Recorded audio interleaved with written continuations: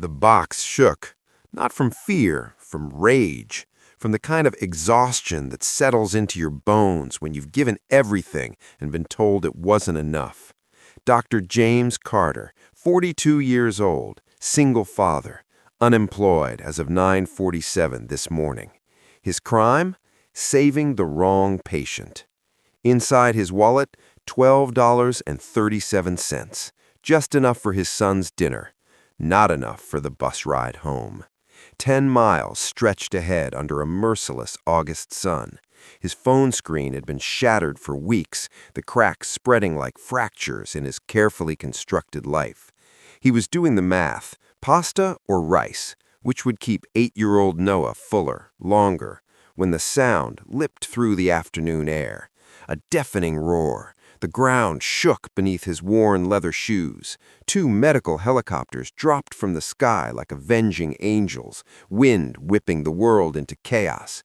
People scattered, strangers pressed themselves against buildings, and from the open doors, men in emergency medical uniforms jumped out, scanning the panicked crowd with desperate urgency. Then one of them pointed directly at him and shouted words that made absolutely no sense. "Where's the doctor? Where's Dr. James Carter?" 4 hours ago, he wasn't worth keeping. Now they're hunting him down with helicopters. What changed? And why does the man stepping forward look like he's been searching for James his entire life? The morning had started like any other Tuesday at Manhattan Memorial Hospital. James scrubbed his hands with methodical precision, the watch on his wrist, Sarah's last gift before the cancer took her, catching the overhead lights. The elderly woman on the table, Mrs. Eleanor Patterson, had been wheeled in with a massive brain hemorrhage. 73 years old, no insurance, no family. Every other surgeon had refused. Too risky, not worth the liability. But James had seen a fighting chance. The surgery was in its critical phase when the doors burst open. Dr. Harrison, the hospital director, strode in, his face crimson with fury. "Dr. Carter, I need you to stop immediately. We have a VIP case that requires this operating room." James's hands never stopped moving, his eyes fixed on the delicate vessels he was repairing. His voice remained steady, calm. "I'm saving a life here, Director. Your VIP can wait 30 minutes. Harrison's voice dropped to a dangerous whisper. "That VIP is Senator Bradford's son. He's scheduled for a cosmetic procedure that was booked weeks ago. This hospital runs on relationships, Carter, on money." James's jaw tightened, but his hands remained absolutely steady. "My priority is the woman whose brain is exposed on this table. She gets to live. That's not negotiable." 27 minutes later, Mrs. Patterson's vitals stabilized. In the scrub room, James opened his locker to find Noah's photo staring back at him. That grin, that pure, unshakable trust. Harrison was waiting outside with a security guard. "Dr. Carter, your employment is terminated, effective immediately. You cannot work within the framework of a modern healthcare facility." James's voice remained calm. "You mean I won't let money determine who lives and who dies?" The director handed him a termination letter, already signed. "You have 15 minutes. James packed slowly.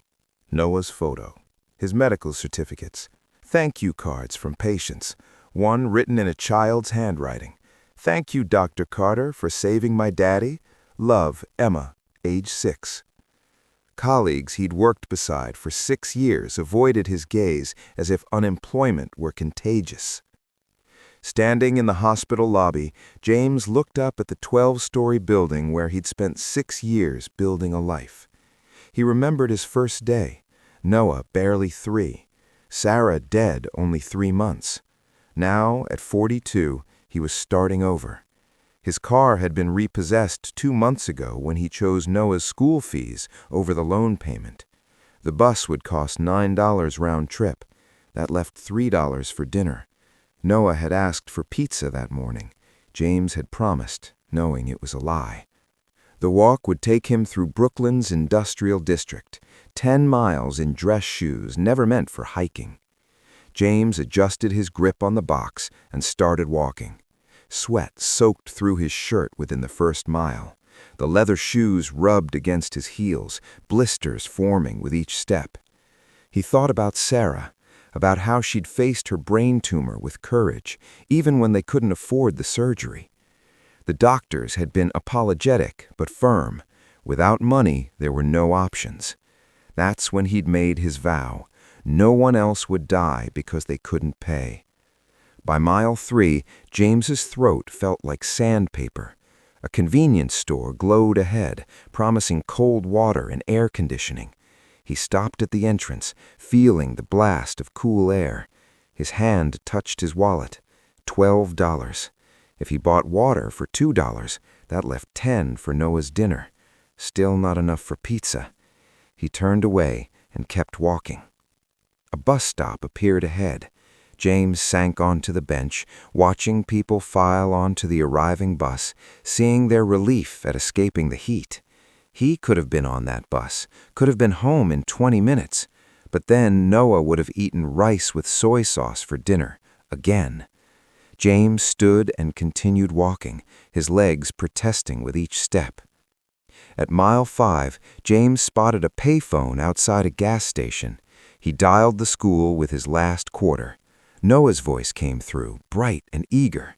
"Dad, I got an A on my science project. Mrs. Peterson said it was the best in class. Can you help me with math homework tonight?" James's throat constricted. "That's incredible, buddy. Of course I'll be there. Listen, I'm going to be home a little late tonight, but when I get there, we'll do homework together and I'll make your favorite dinner." Noah's excitement returned. "Really? Spaghetti with meatballs?" The words stabbed through James like a scalpel. "Yes, son, spaghetti with meatballs." Another lie. He had enough money for pasta and cheap sauce, no meatballs. "I love you, Dad." Noah's voice rang with pure, unshakable trust. "I love you too, Noah, more than anything." James hung up and bent over, hands on his knees, trying to breathe through the pain in his chest. He'd just lied to the one person he'd sworn to always be honest with. Tears burned behind his eyes, but he blinked them back. He straightened up, picked up his box, and kept walking, because giving up was unthinkable. By mile 7, James's vision began to blur at the edges. Dehydration was setting in. His feet were on fire, each step sending sharp pains through his heels where the blisters had burst. A small park appeared like a mirage. James collapsed onto a bench and opened the box with trembling hands. Dylan's photo, his medical license, letters from patients, and a small envelope containing Sarah's last letter. He opened it carefully, though he'd read it 1,000 times. "James, you have a gift. Don't let this world take it from you. Don't let them make you choose between being a good doctor and being a good man. Promise me you'll keep saving people. That's who you are. Noah needs to see that kind of man. I love you both forever, Sarah." James folded the letter, pressing it against his chest. Tears broke through, running hot down his face. He'd kept his promise to Sarah. He'd saved people. He'd refused to compromise. And what did it cost him? Everything. His wife, gone. His career, destroyed. His son eating cheap pasta while other kids ate pizza. Maybe everyone else was right. Maybe principles were a luxury he couldn't afford. But then he thought about Mrs. Patterson lying on that table. She would have died so someone could get a nose job. James wiped his eyes. No, he'd made the right choice, even if it meant walking 10 miles, even if it meant lying to Noah. Some things were worth fighting for. James stood, his legs nearly buckling, and picked up the box. 3 more miles. The sun began its descent, painting the sky in shades of loss and redemption. His shadow stretched long beside him, a dark companion on this endless walk. At mile 8, something changed. The air itself seemed to vibrate. And then came the sound, that impossible, earth-shaking roar that would split his life into before and after. 2 medical helicopters descended from the sky like something out of a war zone. Wind whipped debris into chaos, people scattered, screaming. The doors burst open before the skids even touched pavement. Men in emergency uniforms jumped out, moving with military precision. And one of them, a tall man with gray hair and wild eyes, was shouting into the wind, "Where's the doctor? Where's Dr. James Carter?" James stood frozen, the cardboard box still clutched in his blistered hands. How did they know his name? Who were these people? The gray-haired man ran toward him, and James saw something in his face. Desperation, recognition, like he'd been searching for James his entire life. "Dr. Carter?" The man's voice cracked. "We've been looking everywhere for you. We need you, right now." They dragged him to the helicopter before he could protest. Inside, a young woman lay on a gurney, her life draining away with every labored breath. The gray-haired man gripped James's shoulders. "This is my daughter, Melissa. She was in a car accident, massive head trauma. 3 hospitals have turned us away. They say she's too far gone. But I heard about you, about what you did this morning, about how you saved Mrs. Patterson when everyone said it was impossible. Please, please, you're our last hope." And James recognized him, Governor Richard Wheeler, one of the most powerful men in New York State, kneeling in a helicopter, begging a fired doctor to save his daughter. The irony wasn't lost on James.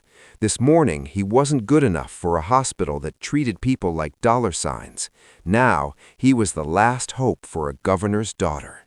James looked at Melissa, 23 years old, a heartbeat away from death. He thought about Mrs. Patterson, about Sarah, about Noah waiting at home for spaghetti and meatballs, and he made his choice.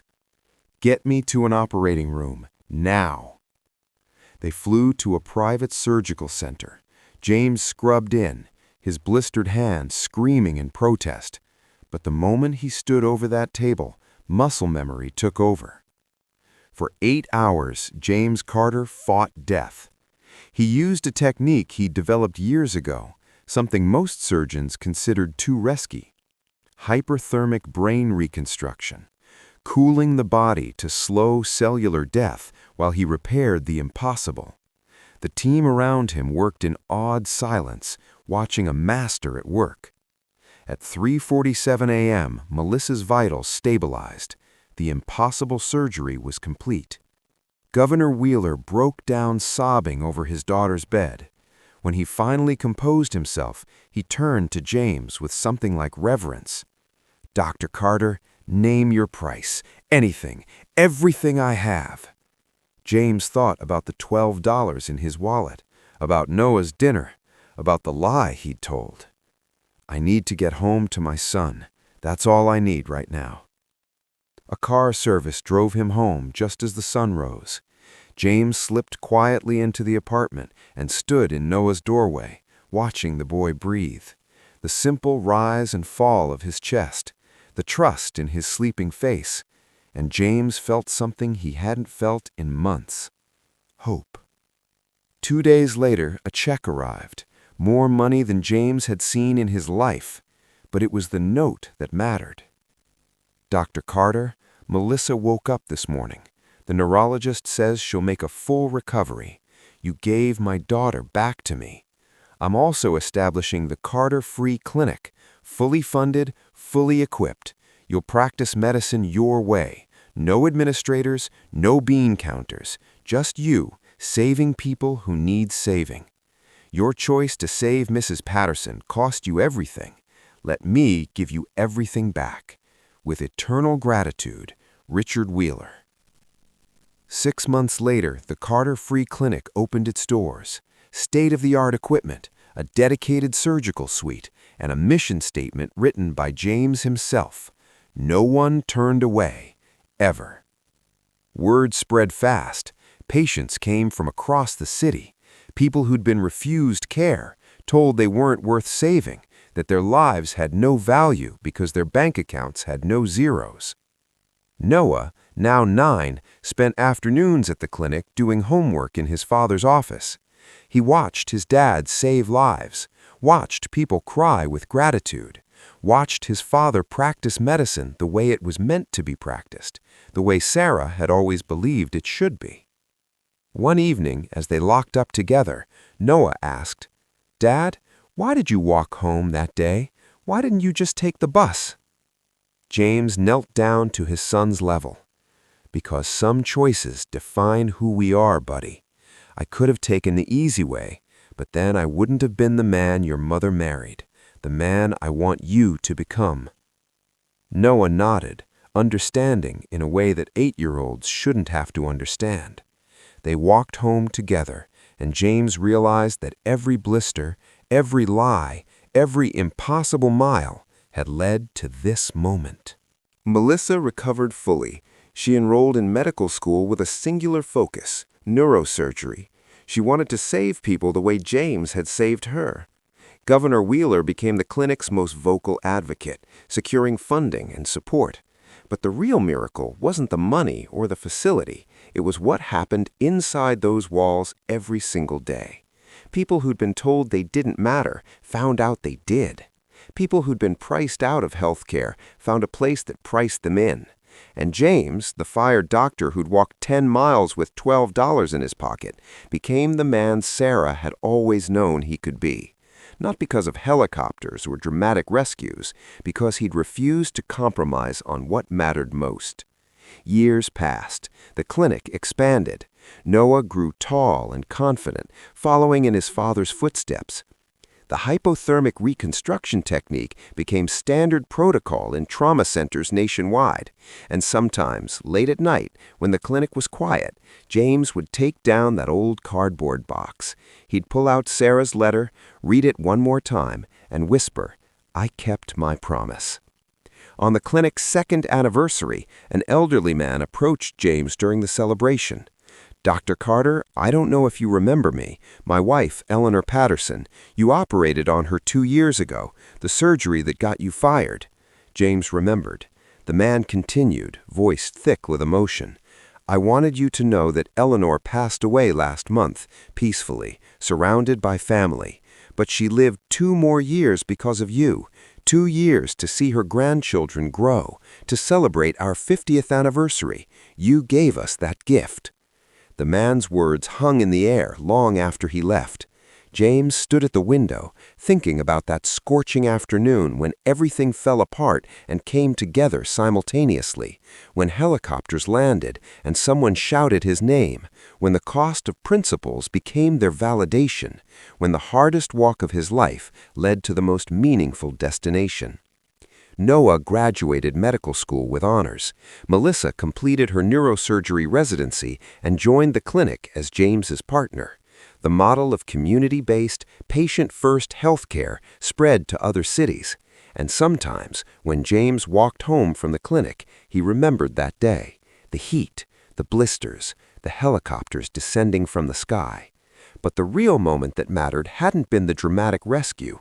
It had been the decision to walk 10 miles rather than spend Noah's dinner money. The decision to save Mrs. Patterson despite the consequences. The decision to never compromise on what mattered most. Those quiet moments of principle had paved the way for everything that followed.